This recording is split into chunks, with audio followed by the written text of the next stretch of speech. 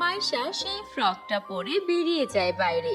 তখন মাইশার সামনে তিশা আসে, আর তখন মাইশা তিশাকে বলে, ওরে তিশা রানী, এই দেখ আমার সুন্দর নতুন ফ্রক। এটা পরে একদম পরীর মতো লাগছে না? এটা আজই আমার মা বাজার থেকে কিনে এনেছে। ভালো লাগছে না? কিনে এনেছে নাকি চেয়ে এনেছে বল, কারণ তোর মা আমার এখানে কাজ করে, আর তিনি আমার মায়ের কাছ থেকে আমার পুরনো জামা চেয়ে তোর জন্য নিয়ে গেছে। এটা আমার পুরনো ফ্রক, আর এটার জন্য তোর মা কিভাবে আমার মায়ের সামনে হাত জোড় করছিল জানিস?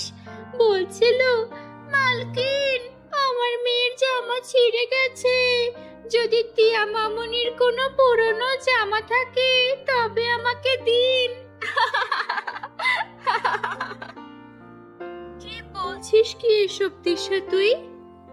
হ্যাঁ, আর তোরা যাই করিস না কেন আমাদের সমান কখনো হতে পারবি না, কারণ তোরা চাকর, আর চাকরের বাচ্চারাও চাকরি হয়, বুঝেছিস? তখন অন্য একটা মেয়ে আসে আর বলে, হ্যাঁ মাইশা, তিশা একদম ঠিক বলেছে। চেয়ে আনা জামাকে নিজের বলতে তোর লজ্জা লাগে না? হাহ, তোর আবার লজ্জা? গরিবের তো লজ্জাও থাকে না। অপমানে মাইশার বুক ফেটে যাচ্ছিল। সে কাঁদতে কাঁদতে বাড়িতে ফিরে আসে। তাকে দেখে বড় বোন জেরিন কিছুটা রাগান্বিত হলেও পরে নরম হয়ে যায়। জেরিন তখন মাইশাকে ডেকে বলি, মাইশা তুই এসেছিস, দাঁড়া, তোকে তো আমি ছাড়বো না। মাইশা, এই মাইশা, কি হয়েছে? কাঁদছিস কেন? আচ্ছা বাবা, আচ্ছা এই ফ্রকটা তুই রাখ, আমি তোর কাছে কখনো চাইবো না, কিন্তু এখন কান্না থামা বোন। আমি কারোর সাথে কোনো কথা বলবো না। চলে যাও এখান থেকে, তোমরা চলে যাও। মাইশা বোন আমার, কি হয়েছে? কেউ কি কিছু বলেছে? আমাকে বল, এখনই আমি তাকে উচিত শিক্ষা দিয়ে আসছি। আমার বোনকে কে কাঁদালো? থাক দিদি, আমার সামনে এই মিথ্যা নাটক করার দরকার নেই। আমি সব জানি। মা চৌধুরী বাড়িতে কাজ করে, আর সেখান থেকে আমাদের জন্য পুরনো জামা চেয়ে আনে, আর আমরা ভাবি মা নিজের খাটুনির পয়সা এগুলো কিনে এনেছে। না মাইশা, তুই এমন ভাবিস না। জামা নতুন হোক বা পুরনো, যে পরে সেই তাকে বিশেষ বানায়। আর তুই তো আমাদের ছোট্ট রাজকুমারী, তোর মতো মিষ্টি মেয়ের গায়ে যে কোনো জামাই ভালো লাগে। কিন্তু দিদি, সবাই আমাদের চাকরের সন্তান কেন বলে? কি আমরা সবসময় এভাবেই থাকবো? সব সময় কি ওরা আমাদের এভাবে মজা ওড়াবে? না মাইশা, একদিন সব ঠিক হয়ে যাবে। সবাই আমাদের সম্মানের সাথে ডাকবে। তুই শুধু একটু ভরসা রাখ। কয়েকদিন পর গ্রামে মেলার আয়োজন করা হয়। পাড়ার সব মেয়েরা সাজগোজ করলেও মাইশা এক কোণে মন খারাপ করে বসেছিল। মাইশা, আমাদের গ্রামে এত বড় মেলা বসেছে, তাও তুই মন খারাপ করে আছিস কেন? দিদি, আমি কোথাও যাব না। এই মেলা টেলা আমাদের মতো গরিবদের জন্য নয়। ওখানে শুধু বড় লোকেরা যায়, যাদের ভালো ভালো জামা আছে। আমরা তো গরিব। মাইশা ঘরে গিয়ে শুয়ে পড়ে। জেরিন তার বোনের এই কষ্ট সহ্য করতে পারছিল না। মাঝরাতে সে উঠোনে এসে চাঁদের দিকে তাকিয়ে প্রার্থনা করতে থাকে। চাঁদ মামা, আপনি কত শীতল আর মিষ্টি। আপনাকে দেখে মনে হয় পুরো পৃথিবীর সৌন্দর্য আপনার ভেতর মিশে গেছে। চাঁদ মামা, আপনি তো সব দেখছেন না? আমার বোন মাইশা আর আগের মতো নেই। ওর সেই হাসি হারিয়ে গেছে। চাঁদ মামা, আমার মায়ের হার্টের অসুখ, তাই আমি তাকে মনের কথা বলতে পারি না। কিন্তু আপনাকে তো সবাই মামা বলে ডাকে, তাই আপনি আমার একটা ছোট্ট কথা রাখতে পারেন। শুধু একবার আমার বোনের মুখে সেই হাসি ফিরিয়ে দিন, আমি আর কিচ্ছু চাই না। হঠাৎ আকাশ থেকে এক টুকরো মায়াবী আলো জেরিনের সামনে এসে পড়ে। আলোর ভেতরে ছিল অপূর্ব এক উজ্জ্বল কাপড়। চাঁদ মামা, আমি জানি এটা আপনিই পাঠিয়েছেন। আপনাকে অনেক ধন্যবাদ। এখন আমি আমার বোনের হাসি ফিরিয়ে আনতে পারবো। সারা রাত জেগে জেরিন সেই জাদুকরি কাপড় দিয়ে এক অপূর্ব লেহেঙ্গা তৈরি করে। সকালে মাইশা ঘুম থেকে উঠেই অবাক হয়ে যায়। আরে, এটা আমার ঘরে কি চলচল করছে? লেহেঙ্গা, এত সুন্দর চাঁদের লেহেঙ্গা! দিদি, দিদি, এটা কার লেহেঙ্গা? এটা আমার বোন মাইশার লেহেঙ্গা। এটা আমি নিজের হাতে তোর জন্য বানিয়েছি। কি, তুমি আমার জন্য এত সুন্দর লেহেঙ্গা বানিয়েছো? থ্যাংক ইউ সো মাচ দিদি। তুমি জানো না আজ আমি কত খুশি হয়েছি। দিদি, আমি এখনই তৈরি হয়ে আসছি, তারপর তোমার সাথে মেলায় যাব। তুমি যাবে তো আমার সাথে? হ্যাঁ মাইশা, জলদি যা। এই আনন্দের মুহূর্তেই এক দুর্যোগ নেমে আসে। হুট করে তাদের মা হার্ট অ্যাটাক করে মাটিতে পড়ে যান। মা, দিদি, দেখো না মায়ের কি হলো। মা, চোখ খোলো। ঘাবড়াস না মাইশা, মায়ের কিচ্ছু হবে না। তারা দ্রুত মাকে নিয়ে হাসপাতালে যায়। ডাক্তার জরুরি অপারেশনের কথা বলেন। দেখো, তোমার মায়ের হার্ট অ্যাটাক হয়েছে, জলদি অপারেশন করতে হবে। এতে কত খরচ হবে ডাক্তার বাবু? কমপক্ষে 50,000-এর মতো। ডাক্তার বাবু, আপনি অপারেশনের প্রস্তুতি নিন, আমি টাকার ব্যবস্থা করছি। জেরিন বাড়ি গিয়ে সব জমানো টাকা গুনে দেখে খুব অল্প। দুই বোন দিশেহারা হয়ে পড়ে। দিদি, এখন কি হবে? এত টাকা কোথায় পাবো? দিদি, কেন না আমরা এই চাঁদের লেহেঙ্গাটা বিক্রি করে দিই? এর জন্য বাজারে অনেক টাকা পাওয়া যাবে। কিন্তু মাইশা, লেহেঙ্গাটা তো আমি তোর জন্য বানিয়েছিলাম। দিদি, এই লেহেঙ্গা আমাদের মায়ের চেয়ে বেশি দামি নয়। প্লিজ দিদি, বেশি ভেবো না। লেহেঙ্গা আবার হবে, কিন্তু মাকে আর পাবো না। জেরিন সেই লেহেঙ্গা নিয়ে এক বড় শোরুমে যায়। মালিক লেহেঙ্গাটির অপূর্ব কারুকাজ দেখে মুগ্ধ হয়ে যান। বাহ, কি কারুকাজ! এটা কি তুমি নিজের হাতে বানিয়েছো? জি। এমন লেহেঙ্গার ডিজাইন আমি আজ পর্যন্ত দেখিনি। তুমি কি আমাদের জন্য লেহেঙ্গার ডিজাইন করবে? হ্যাঁ, করতে পারবো। ঠিক আছে, তবে এই নাও তোমার 1,00,000 টাকা অ্যাডভান্স। কাল থেকে কাজে চলে এসো, আর হ্যাঁ, এই লেহেঙ্গাটা নিয়ে যাও। আপনাকে অনেক ধন্যবাদ। জেরিন টাকা নিয়ে মায়ের অপারেশন করায় এবং লেহেঙ্গাটা মাইশাকে পরিয়ে মেলায় নিয়ে যায়। মেলার সবাই মাইশার দিক থেকে চোখ ফেরাতে পারছিল না।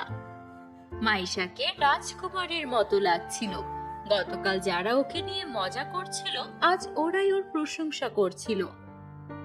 মেলায় মাইশাকে সবচেয়ে সুন্দর অতিথি হিসেবে পুরস্কৃত করা হয়। একটি সুন্দর পরিবেশে রানী মায়াবতী তার মেয়ে সিন্ড্রেলার সাথে বাস করতেন। সিন্ড্রেলা ছিল অত্যন্ত দয়ালু এবং ভালো মনের একজন মানুষ। সে সব সময় সবাইকে সাহায্য করত, কিন্তু তার গায়ের রং কালো হওয়ার কারণে পরিদেশের কেউ তাকে পছন্দ করত না। সবাই তাকে নিয়ে ঠাট্টা তামাশা করত, যা সিন্ড্রেলার খুব খারাপ লাগতো। রানী মায়াবতী সিন্ড্রেলাকে সুন্দর করার অনেক চেষ্টা করেছিলেন, কিন্তু তার কোনো জাদুকরী শক্তি সিন্ড্রেলার উপর কাজ করত না। একদিন সিন্ড্রেলা দুঃখী হয়ে পৃথিবী লোকে চলে আসে। সেখানে তার দেখা হয় আরিয়ান নামে একটি ছেলের সাথে।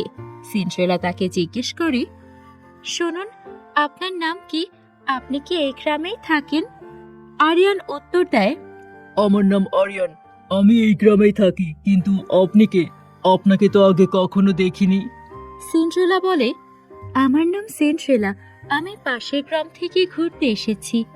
এভাবেই সিন্ড্রেলা ও আরিয়ানের মধ্যে বন্ধুত্ব হয়, যা কিছুদিনের মধ্যেই ভালোবাসায় রূপ নেয়। আরিয়ান ছিল অত্যন্ত বুদ্ধিমান ও ভালো ছেলে। তার কাছে রূপের কোনো গুরুত্ব ছিল না, তাই তারা একদিন বিয়ে করে নেয়। যখন সিন্ড্রেলা তার মা রানী মায়াবতীকে এই কথা জানায়, রানী মায়াবতী অবাক হয়ে বলেন, এত তাড়াতাড়ি কেন বিয়ে করলে? তাও আবার পৃথিবীর এক বাসিন্দার সাথে। আমাকে একবার জিজ্ঞেস করলে না কেন?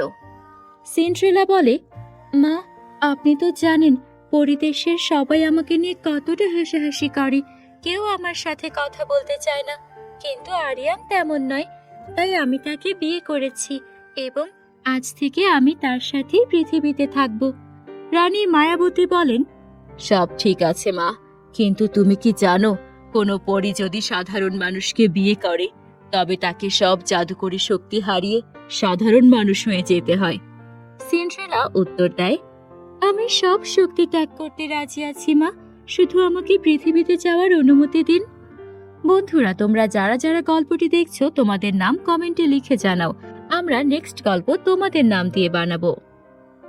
সিন্ড্রেলা তার সব জাদুকরী শক্তি ত্যাগ করে পৃথিবীতে চলে আসে, কিন্তু এখানেও আরিয়ানের মা সুলতানা সিন্ড্রেলার কালো রঙের কারণে তাকে মেনে নেন না। উল্টো তিনি তার উপর অত্যাচার শুরু করেন। সুলতানা তার বড় বউ রূপসাকে খুব ভালোবাসতেন, কারণ সে দেখতে খুব সুন্দরী ছিল। একদিন সুলতানা চিৎকার করে বলেন, ওরে ও কুলক্ষিনী, সকাল থেকে বসে আছি, এখনো এক কাপ চা পেলাম না। তোর এই কালো মুখ দেখলে আমার পুরো দিনটাই মাটি হয়ে যাবে, যা এখান থেকে। এভাবেই সুলতানা কথায় কথায় সিন্ড্রেলাকে অপমান করতেন। একদিন সুলতানা সিন্ড্রেলাকে বলেন, কাল গ্রামের কিছু মহিলা তোকে দেখতে আসবে, তাদের জন্য ভালো খাবার তৈরি করবি। তোর চেহারা দেখে না হলেও অন্তত রান্নার স্বাদ পেয়ে যেন তোর প্রশংসা করে। আর বড় বউ, তুমিও কাল ভালো করে সেজে থেকো, কারণ কাল তোমাদের দুজনেরই মুখ দেখানোর অনুষ্ঠান। পরের দিন গ্রামের মহিলারা এসে খাবার খেয়ে খুব প্রশংসা করে এবং বলে, সুলতানা, তুই খুব ভাগ্যবতী যে তোর ছোট বউ এত সুন্দর রান্না করে। সুলতানা নাক ছিটকে বলে, রান্না তো সবাই পারে, আমি আমার বড় বউকে ডাকছি, সে খুব সুন্দরী, আগে তো দেখো। কিন্তু বড় বউ রূপসাকে দেখে গ্রামের মহিলারা তাকে খোঁচা দিয়ে বলে, সুন্দরী তো খুব, কিন্তু ঘরের কাজকে কিছু পারে নাকি সারাদিন শুধু মেকআপই করে? এভাবেই সেই দিনের মতো সিন্ড্রেলা সবার কাছেই প্রশংসা পায়। সিন্ড্রেলা কখনো আরিয়ানের কাছে তার মায়ের খারাপ ব্যবহারের কথা বলতো না। একদিন রান্নাঘরে কাজ করার সময় রূপসা এসে তাকে কফি বানিয়ে দিতে বলে। সিন্ড্রেলা যখন বলে যে সে বাসন ধুয়ে কফি দিচ্ছে, তখন রূপসা রেগে গিয়ে শাশুড়ির কাছে মিথ্যে নালিশ করে। সুলতানা রেগে গিয়ে সিন্ড্রেলাকে ধাক্কা দিয়ে বাড়ি থেকে বের করে দেয়। সিন্ড্রেলা কাঁদতে কাঁদতে নদীর ধারে গিয়ে বসে। তার কান্নার শব্দ শুনে রানী মায়াবতী সেখানে হাজির হন। সব শুনে রানী মায়াবতী বলেন, মা, যে কারণে তুমি পরিদেশ ছেড়েছিলে সেই একই সমস্যা তোমাকে এখানেও কষ্ট দিচ্ছে, কিন্তু এখন আমার কাছে সমাধান আছে। এই বলে রানী মায়াবতী জাদুকরীর শক্তি দিয়ে সিন্ড্রেলাকে একটি জাদুকরী লিপস্টিক দেন। সেই লিপস্টিক মাখতেই সিন্ড্রেলা অত্যন্ত সুন্দরী হয়ে ওঠে এবং তার হারানো জাদুকরীর শক্তিও ফিরে পায়। সিন্ড্রেলা যখন বাড়ি ফিরে আসে, সে দেখে তার শাশুড়ির শরীর খুব খারাপ, কিন্তু বড় বউ তার কোনো সেবাই করছে না। সুলতানা তখন তার ছোট বউয়ের কথা ভেবে অনুতপ্ত হচ্ছিলেন। সিন্ড্রেলাকে অত সুন্দরী অবস্থায় দেখে সুলতানা অবাক হয়ে যান। সিন্ড্রেলা তাকে সব সত্যি কথা খুলে বলে। শাশুড়ি তার ভুলের জন্য ক্ষমা চান এবং বলেন, আমাকে মাফ করে দাও ছোট বউ, আমি তোমার সাথে খুব অন্যায় করেছি। আমি তোমাকে তোমার গায়ের রঙের জন্য কত কথা শুনিয়েছি, কিন্তু তুমি যখন ছিলে না, আমার অসুস্থতায় আমার এই সুন্দরী বউ আমাকে একটুও সেবা করেনি। আমি বুঝতে পেরেছি, মুখের সৌন্দর্য, গায়ের সৌন্দর্য সব কিছু নয়, মনের সৌন্দর্যই আসল। তুমি আমার কখনো অযত্ন করনি, আর সেই আমি কিনা তোমাকে সামান্য একটা অপরাধে বাড়ি থেকে বের করে দিয়েছি। আমাকে ক্ষমা করে দাও মা। সিন্ড্রেলা তাকে জড়িয়ে ধরে বলে, মা, আমার কোনো অভিযোগ নেই, আমি তো শুধু আপনাদের সাথে সুখে শান্তিতে থাকতে চাই। শেষ পর্যন্ত সিন্ড্রেলা তার স্বামীকে নিয়ে এবং শাশুড়ির সাথে হাসি খুশিতে দিন কাটাতে শুরু করে। সিন্ড্রেলা সুন্দরী হয়ে ওঠার পর একদিন হঠাৎ আকাশ থেকে এক মায়াবী আলো নেমে এলো এবং স্বয়ং রানীপরী সেখানে আবির্ভূত হলেন। তাকে দেখে শাশুড়ি এবং বড় যা ভয়ে কাঁপতে লাগলেন। তারা ভাবলেন সিন্ড্রেলার উপর করা সব অন্যায়ের জন্য রানীপরী নিশ্চয়ই তাদের কঠিন শাস্তি দেবেন। কিন্তু সিন্ড্রেলা তার মায়ের হাত ধরে বলল, মা, তুমি ওদের ক্ষমা করে দাও, ওরা এখন আমাকে খুব ভালোবাসে। মেয়ের মমতা দেখে রানীপরীও শান্ত হলেন। তখন রানী মায়াবতী সিন্ড্রেলার শাশুড়ির হাত ধরে বললেন, দেখুন, মানুষের রূপ নয়, গুণই আসল পরিচয়। আমার মেয়ে আপনার ছেলেকে বিয়ে করার জন্য তার সকল পরিশক্তি ত্যাগ করে এখানে এসেছেন। আমিও চাই আপনারা সবাই আমার মেয়েকে নিয়ে সুখে থাকেন। তখন শাশুড়ি বুঝতে পারলো সিন্ড্রেলা কত বড় ত্যাগ করেছে শুধু তাদের সঙ্গে থাকার জন্য। এরপর রানীপরি সিন্ড্রেলাকে একজোড়া জাদুকরি চুড়ি উপহার দিয়ে আবারও পরিদেশে ফিরে গেলেন। যে চুড়ি সিন্ড্রেলা গ্রামের গরিব দুঃখী অসহায় মানুষদের বিপদে সাহায্য করার জন্য ব্যবহার করত এবং তাদের পাশে থাকত। এভাবেই সিন্ড্রেলা শুধু তার শ্বশুর বাড়ির নয়, পুরো গ্রামের সবার উপকার করতে লাগলো আর সবার কাছে প্রিয় হয়ে উঠল। এরপর থেকে সবাই হিংসা ভুলে একসাথে পরম সুখে শান্তিতে দিন কাটাতে লাগলো। বন্ধুরা, গল্পটি ভালো লাগলে অবশ্যই একটি লাইক করে দিও। আমাদের চ্যানেলে নতুন হয়ে থাকলে আমাদের চ্যানেলটিকে সাবস্ক্রাইব করতে ভুলো না যেন। Bye bye.